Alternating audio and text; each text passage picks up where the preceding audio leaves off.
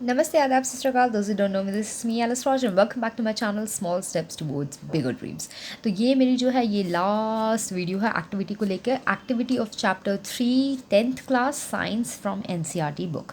तो ये हमारे को क्या कर रहा है, हमारे को various properties of salts record करना है, उनका boiling point, melting point, physical nature, solubility, convection, all this things we have to record. Okay, so चलो अब जल्दी जल्दी से देख लेते हैं कि हम लोगों को ये पता कैसे चलेगा। सो सबसे पहले तो यहाँ पे लिखा हुआ है कि they are hard.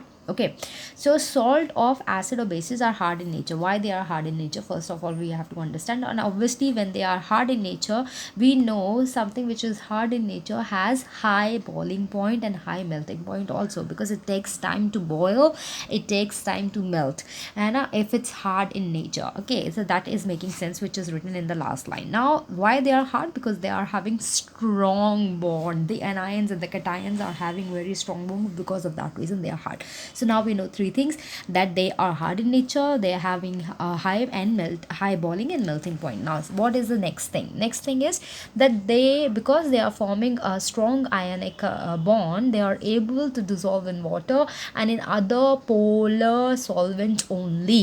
ठीक है ना, they are able to dissolve in water and they are able to have a dissolvability in other polar solvents. Why they are not able to dissolve in non-polar solvents?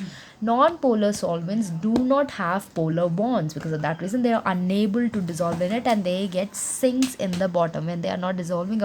Obviously at that time they will not disappear.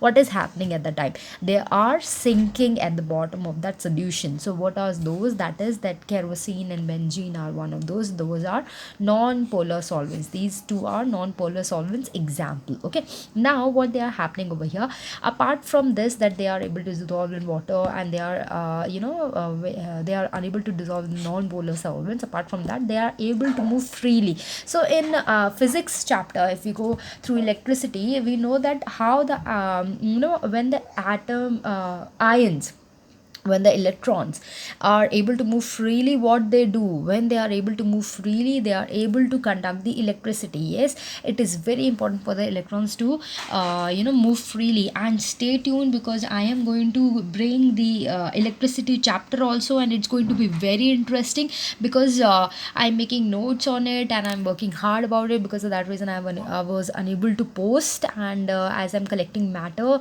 and I just want to make so easy for you guys that by just looking at the video itself, you don't need to even open the book. That's how I'm teaching it to my students also. तो हमारे को पता चल गया कि they are able to conduct electricity. Why? Because they are able to move freely, they are dissolvable in water and polar solvents, and they are undissolvable or not dissolving in the non-polar substances. They are hard in nature, since thus they are having high boiling and melting points.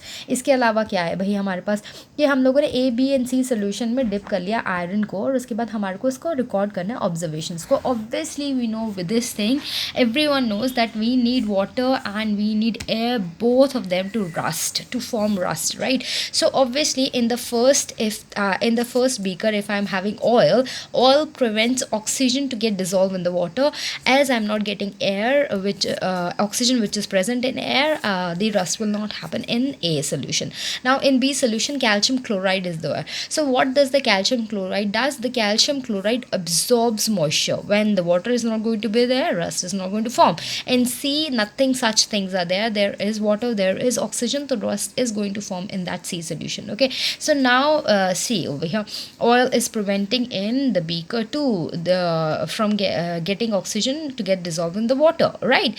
And how this how the rusting procedure is happening, and how does it is rusting or form the rust over there, it is forming an oxide layer. So what is happening, the outer layer is getting oxided, forming an oxide.